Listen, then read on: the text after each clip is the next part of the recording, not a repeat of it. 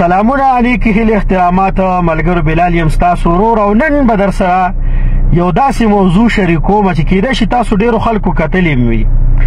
دی بونیر کې دا شبیر جان به کم سوشل ورکر دی ډېر خشته تپوسونه کوي کله چاله ورځي کله چاله خو داسې زمونږ پې زړو به نس کلی ځکه چې هر سړی هر غریب د خدای تعالی د مهنګایۍ په ګریپ کې ګیر دی او هغه وایي چې یاره بس د پی ډي ایم حکومت خلاف مونږ څه مو ویلې چې ویو مونږ واپس عمران خان لوټ ورکړلی دا وشو هغه چې ده به م سره پکې ښه سره ښه شاملول ولې چې هلته کې وروره د عوامو خوښه وه خو نن په یو داسې کس اوښتی دی څنګه وایي که شعر یې خو ګیر یې دا که شعر هم دی خو نن ګیر شوی دی لکه مارو باندې پاړو پېښ شوی دی ده چې د څنګه پوښتنه کړې ده او ورته یې ویلي دي چې یاره الیکشن په کار دی هغه ورلس ډېر ښکلی جواب ورکړی راځئ اول د هغې دا جواب واورئ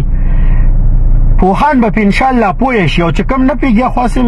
کیوتیان دي هغه دې الله پاک پوه کړي خو دا ویډیو کلیپ را سره وګورئ څه ناشنا ښکلې او ښایسته خبرې پکې کړي دي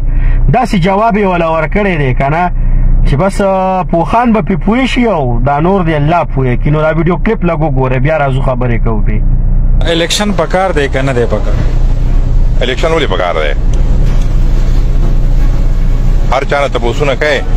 او ټول خلک دې ډیټه کړی دی په دې تپوسونو باندې او تکړه ومې او مونږ خو ځان په کچات نه کیو تا نه تپوس کوم الیکشن ولې پکار دی آئینی پروسس دی که نه پکار ده چې 90 ورځې پس کې الیکشن شوی آئین دا وي اوکې آئین خو چیف جسټس توت ته پخپله خېجولی دی اوس که الیکشن کله وشي دا به 90 ورځې نو بیا آئین څه شو مات شو نه دی پکار نه زه تا ته دا وایم شبیر جانه چې ته او هدایت ورور مد مقابل دوه پارټۍ یې ته چې زه چې قاضي صاحب اعلی قاضي صاحب یم زه چې تا ته وایم چې د دې هدایت سره کښېنه جرګه وکړه او مصلاح وکړه قصه جوړه کړئ 90 ورځو سره مې په دې کې کار نشته تاسو جرګه وکړئ که 190 ورځې شو که 90 شو خو که ډېر سره رضا شو بیا زه هم رضا یم نو د دې مطلب څه شو ویر از چیف جسټس دا لا څه شوله عدالت څه شو قانون څه شو دا ستا د تور دنګ سپین چیت دا چا لپاره یو دی که نه د چا لپاره به جدا جدا وي صاحب نثار صاحب په غلا کې راووته که راونه وته د نواز شریف یو دې تبه شي او بل دې اوږه شي والا قصه کوه خو نواز شریف ډیټه کړی چا دی د 3 فوټه چیف جسټس ډیټه کړی نه و د چیف جسټس 3 فوټه زوی پرون په غلا کې راونه و د روپو نو دا نن چې روان دی نو د د خواښې او د لور او د ښځو په سر باندې عدالت نه دی روانه نه دی پکار نه پکار دی لازمي وله دې بحث نه دې ګن نه اول دا خبرې پکار وي چې ډن شوی وی چې خلاصې شوی وی چې په 90 ورځو کې شوی وی خو دا راته ووایه مثلا خدا نه خواسته ته عمران خان یې تا صوبه خیبر پختونخوا کې مضبوط حکومت دی تا په پنجاب کې کمزور په صابون ناس حکومت دی چلو خدای دی ته دا دوه اسمبلی ماته او یې مه ماتوه ته یې ماته دا راته ووایه او ته دومره پوه یې مسله ټوله دا ده چې دلته قام د آئین په باریکو شکونو باندې پوه نه دی دا اسمبلی چې ماتې دي دا آئیني طور ماتې شوي دي یوه دویمه زه وایم دا تصفیې زما نه په زور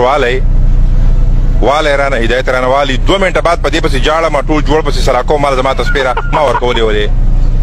نو ګپ یې راغستی دی دې کې دا خبره نه د قام پې نه دی پوه چې الیکشن پکار دی او نه دی پکار او پکار دی او نه دی پکار دا لږ د ذموارۍ خبرې دي دا ټولې پارټۍ او د دې پارټو بیا 2 غټې پارټۍ چې د پی ډي ایم غټه حصه ده د دې وکالت ګوره بالکل نه کوم دوی یې ډیډه نه کړل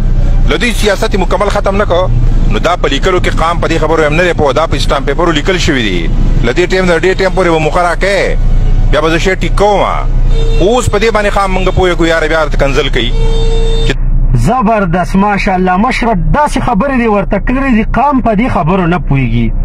هم سړی په دې خبره نه پوهېږي چې عمران خان ملک تباه برباد کړی دی بیا چې د پی ډي ایم حکومت یې راوسته نو هغې سره دې اګریمنټ وکړه چې ګورې حکومت خو راکوې ملک خو دې تباه راکړه خو که ما نه ټیک ملک غواړې نو ما سره به بیا خرخ پکېږي نه نو له اوله هغه یو دغه چې دی نو دغه پسې اړو او اوس ورسره بندیال صاحب دي وروره نو زمونږ دا ملک چې دی دا بیروني دشمنان دومره نه دي لکه څومره چې د اندروني مو دشمنان دي او اوس وروره دا راته بیا د سیاست یو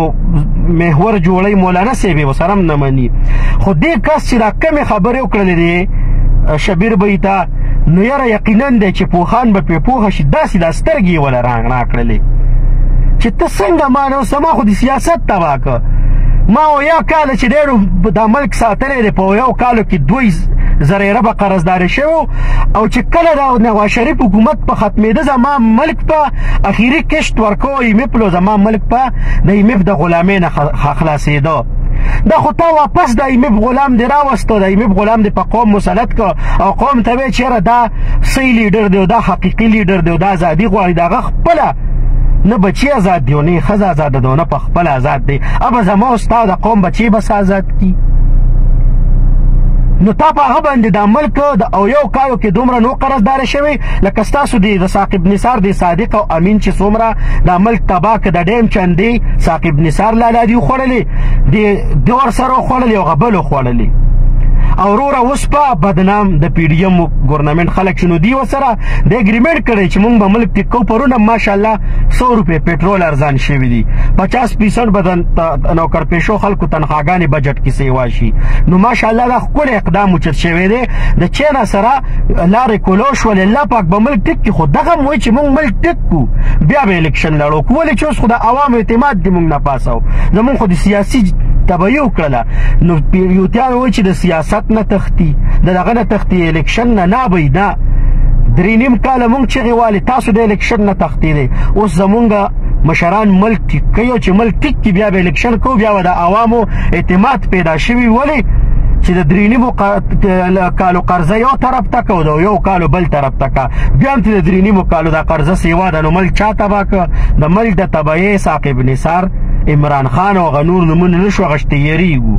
دغه کسان یې ذمیوار دي ملک دغو تباه کړی دی او انشاءالله د پی ډي ایم ګورنمنټ ته ګورئ چې څنګه دا ملک واپس رانیغی او د نورو ملکونو سره تجارت شروع کیږي او نورو ملکونو سره زمونږ کار روزګار او هغو سره تګ راتګ لارې کولو شي خپله به زمونږ ملک ټیک شي نو دا کم کسه چې دی بل له جواب ورکړی زما خیال دی چې سیاسي نه دی وتې وي چې زه ګورې د چا وکالت نه کومه د پی ډي ایم وکالت نه کوم خو